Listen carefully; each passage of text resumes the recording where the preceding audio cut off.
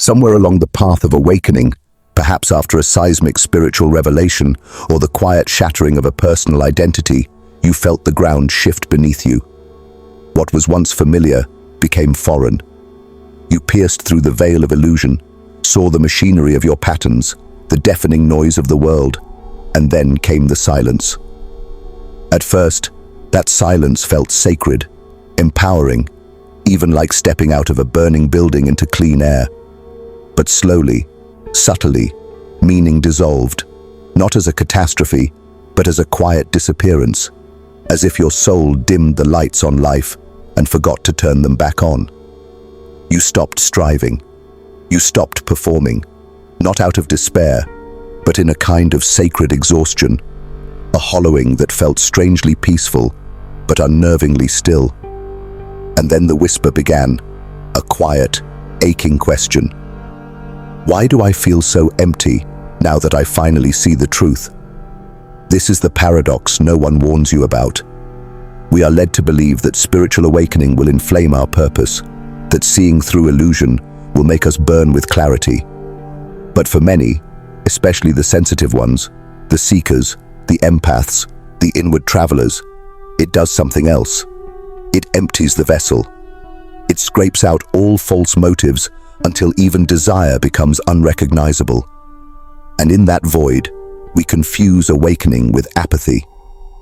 I recall a conversation with a dear friend, brilliant, spiritually attuned, fluent in the text of Eckhart Tolle, Krishnamurti, Alan Watts. She emerged from a dark night of the soul with crystalline insight. She told me she saw through the illusions of identity, achievement, external love. And yet 2 months later, I found her lying in bed, staring at the ceiling, adrift in a stillness she did not expect.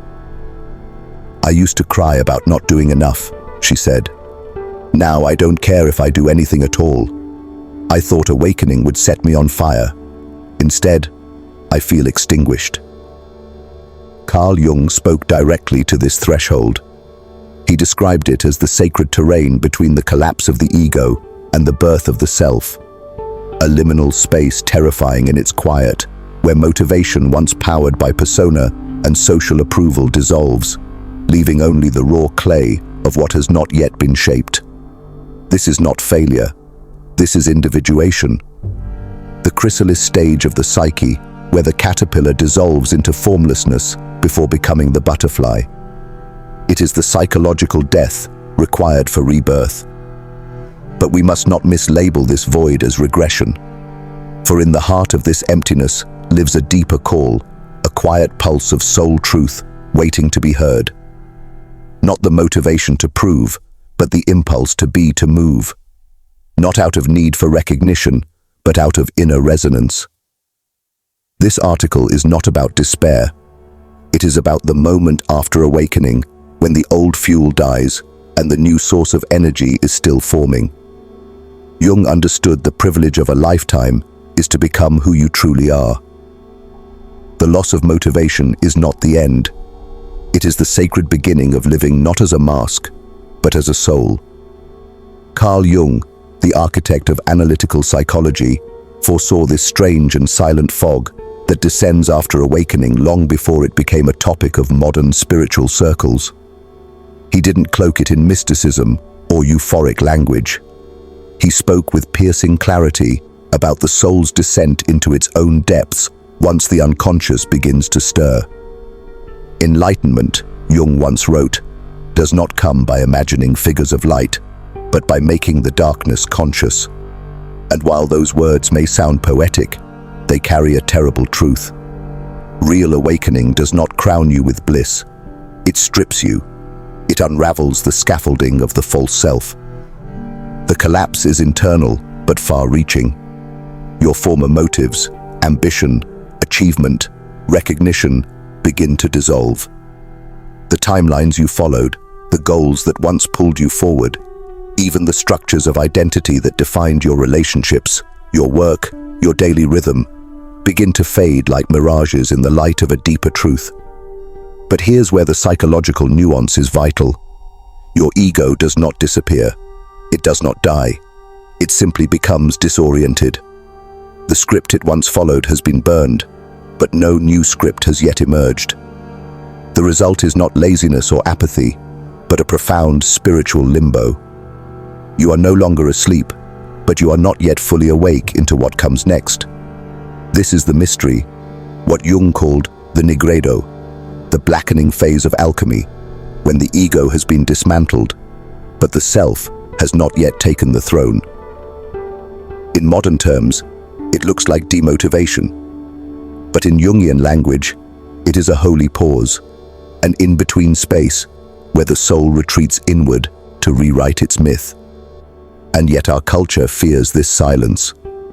Jung warned that the modern world does everything it can to avoid this phase, to pathologize it, numb it, medicate it, because it cannot comprehend a transformation that doesn't look like progress.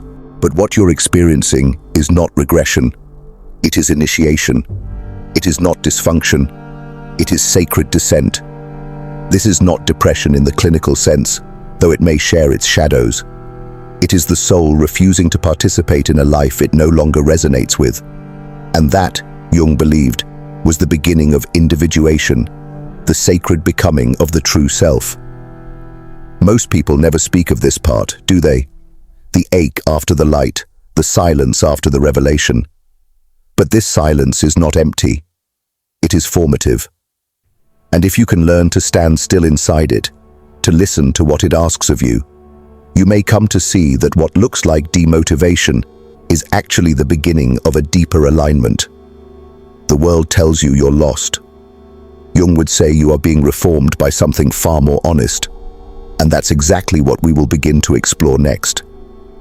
If you've been drifting through the haze that follows awakening, staring into the stillness where your spark once burned bright, know this, you are not broken.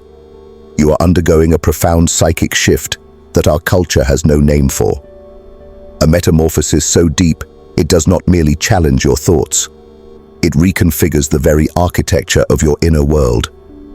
The ambitions that once lit a fire in your chest, the deadlines, the goals, the 5-year visions, the motivational mantras of hustle, now fall flat. Not because you failed, but because the very structure that once housed your motivation is disintegrating.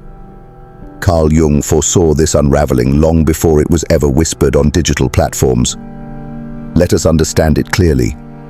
For most of your life, your energy came from the persona, the constructed self, the mask you wore to move through the world. That identity, the one who wanted to be admired, validated, applauded, was not a flaw. It was a necessary stage of human development. As Jung wrote, the persona is a system of behavior which is imposed upon the individual by the expectations of society. But when you awaken, you begin to see the mask for what it is, a performance. And the performance no longer compels you. You can't chase applause once you've seen that the stage is made of illusion. The result, the goals you once revered now feel foreign. They were written by a self that no longer lives in you. And this creates an eerie silence within, like an actor stepping off stage and forgetting their lines. Not out of confusion, but because the script no longer resonates with the soul. You feel aimless, not because you've lost your direction, but because you've shed the identity that required a destination. You didn't lose your drive. You outgrew the fuel that once powered it. What stirs within you now is not absence, but a sacred pause. A quiet void preparing to be filled by something truer. Something no longer forged from performance, but from presence. The ego pushed. The soul waits, and in that waiting, something holy begins. Carl Jung believed that the aim of life is not to exalt the ego, but to integrate it into a larger, deeper psychic totality. We are not here to serve the ego's desires, but to refine it, temper it, and align it with the self, the transcendent center of our being that connects us to the greater whole. He called this process individuation, the lifelong journey of moving from fragmentation to inner unity. Not to become the self that is praised, but to become the self that is real. The self, unlike the ego, is unconcerned with approval or performance. It is not driven by ambition, but by alignment. Its only desire is to express what is true. And so, after a spiritual awakening, the psyche begins a sacred recalibration. What once felt exciting now feels hollow. Your system begins to reject everything artificial, forced, or inauthentic. That includes careers built from insecurity, relationships based on roles, or even the vision board you crafted from your old self's fear of not being enough. This inner purification often feels like liberation and disorientation at the same time. You're shedding the false, but what now takes its place? Jung cautioned that many get stuck here. Some awaken and fall into spiritual bypassing, mistaking transcendence for escape. They float above life, call everything an illusion, and convince themselves nothing matters. But detachment is not the same as disconnection. The self does not want you to disappear from the world. It wants to inhabit it through you. It wants to incarnate, not evacuate. It seeks not withdrawal, but embodiment. But before that embodiment, there is a threshold, and Jung described it well, though few recognize it when they are in it. It is the gray space after awakening, the void that comes not with bliss, but with bewilderment. It doesn't look poetic. It doesn't trend. It looks like sitting quietly while the world speeds past, unable to explain who you are becoming. Jung would say, you are not failing, you are in between. You have stepped out of the ego, but the self has not yet become your foundation. This liminal space is not a mistake. It is initiation, a descent into the unknown that modern culture has no patience for. Stillness is misdiagnosed as laziness. Pause is confused for paralysis. So you begin to judge yourself, and that judgment becomes the very wall that blocks the energy your soul is calling home. This phase is sacred. It is chrysalis, not collapse. And if you can stay here long enough, if you can resist the urge to rush or retreat, you will begin to feel it. The quiet pulse of something deeper rising. The self is not loud, but it is constant, and it is waiting for you to trust what cannot yet be named. Carl Jung had a word for this sacred reversal of energy: enantiodromia, the phenomenon where something, when taken to its extreme, transforms into its opposite. And nowhere is this more evident than in the aftermath of awakening. You move from the manic striving of ego, I must do everything, to the hollow stillness of soul. Why do anything at all? The pendulum swings not because you're broken, but because balance demands it. The psyche, long imprisoned in performance, finally collapses into rest. And this descent is not pathology. It is initiation. In the language of myth, this is the archetype of the hermit, the withdrawal from the world before rebirth. It is the sacred cocoon where the caterpillar dissolves into formlessness. No longer a crawling self, not yet a flying one. It is the goo phase, unstructured, undefined, unproductive by every modern standard, but necessary because the psyche is undergoing alchemical transformation. And transformation, Jung would say, begins in darkness, not in bypassing, not in good vibes only, but in descent. This is where modern spirituality often loses its depth by glamorizing awakening while avoiding its crucifixion. Jung insisted that the shadow, the rejected, uncomfortable, unconscious parts of ourselves, is not something to escape, but something to integrate. Shadow work is not advanced level spirituality.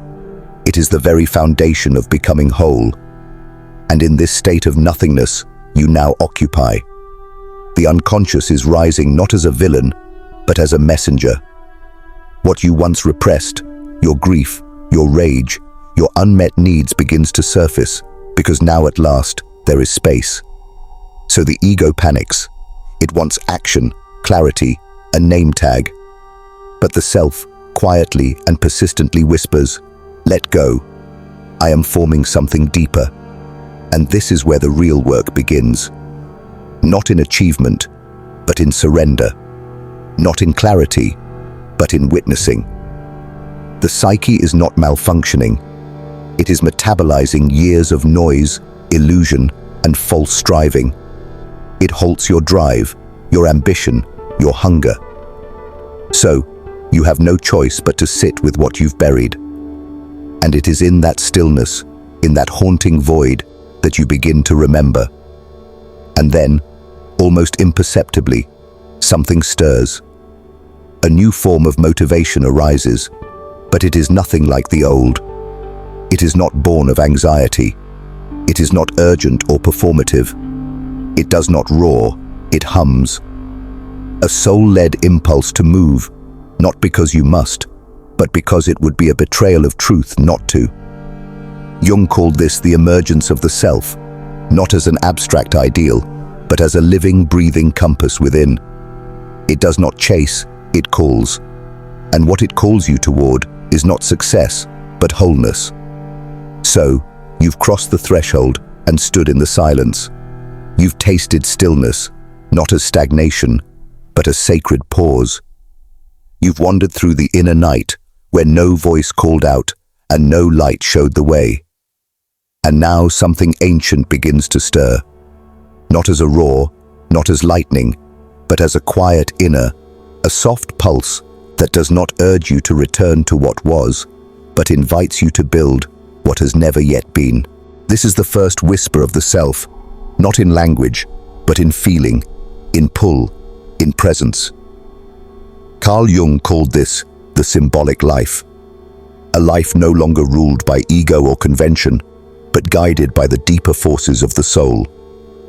Once the ego has surrendered and the unconscious is honored, life ceases to be a game of survival and becomes an unfolding of meaning. And here's the paradox. It may look beautifully ordinary. When the self begins to lead, you no longer hustle. You respond. You're not driven by the fear of missing out, but by the quiet conviction of inner alignment. You stop chasing clarity as a prize and begin recognizing it when it arrives. Often dressed in simplicity. Living from the self does not mean you'll always be energized or certain. Fatigue, doubt, and grief still pass through. This is the texture of human life. But what disappears is the constant ache of self-betrayal, the dull exhaustion of performing a version of yourself that no longer fits. Instead, something shifts. You find yourself creating even when no one applauds, saying no even when yes is expected, following wonder rather than ticking boxes. You begin choosing peace over performance. This is not inertia. It's a new fuel, not adrenaline, but alignment, not pressure, but presence. Jung called this living symbolically, not as an escape into fantasy, but as a return to soul. You begin to trust the language of dreams, gut instincts, symbols, and synchronicities. Your life becomes a dialogue, not a monologue shouted into the void, but a conversation with the unseen. And what does that look like? Sometimes it's as subtle as different questions. Not what should I do, but what is quietly calling me. Not what's the plan, but where is life nudging me. Not how can I prove myself, but what feels true. You stop trying to dominate life and start participating with it. Ambition doesn't vanish, it transforms. It becomes devotion. Devotion to what is real, what is true, what brings you alive. And strangely, that devotion moves mountains. It gets things done. But from wholeness, not depletion. Now it is sustainable. Now it is soul-powered. This is the self's motivation. Not to impress, but to express. And it leads you often without effort to create, to teach, to heal, to serve. Not because you should, but because your whole being says yes. So if you've been wondering where your spark went after awakening, remember, it's not gone. The old fire burned away so a deeper flame could emerge, one that won't flicker in the storms of the world. Jung never promised ease, but he did promise depth. If you are here reading this, then you are already walking the path. This is not the end of your awakening. It is the beginning of your becoming. If something within this message stirred you, if even a single word mirrored your inner experience, I invite you to let your voice be heard in the comments. Have you encountered that soul whose presence feels like home? Or are you still walking the sacred path back to yourself? Your story, however unfinished, may become the lantern in someone else's darkness, the very sign they didn't know they were searching for. And if someone close to you is silently struggling with the illusion that love must hurt, that self-abandonment is the price of connection, or that they are unworthy of peace, share this video with them. Help me reach the ones who need to remember, real love does not demand that we shrink. True connection does not ask for sacrifice of the soul, and the most vital union we will ever form is the one with our own inner truth. Before you go, I invite you to subscribe and activate the notification bell. Here in this space, we journey beneath the surface of things, exploring the hidden architecture of the psyche, the whispers of the unconscious, and how every relationship is but a mirror reflecting our personal evolution. If there's a theme, a question, or a wound you would like us to explore in future videos, leave it below. This space breathes because of you. Your voice is not only welcome here, it is essential. Thank you for showing up, not just to this video, but to your inner work, to the sacred labor of remembering who you truly are. And always remember this, when the right person appears, your soul will know, not through fear, but through peace. But until that moment, let your most intimate relationship be the one you cultivate within. That is the foundation. That is the home. And from that wholeness, all things real are born. Until next time, I'll see you on the path.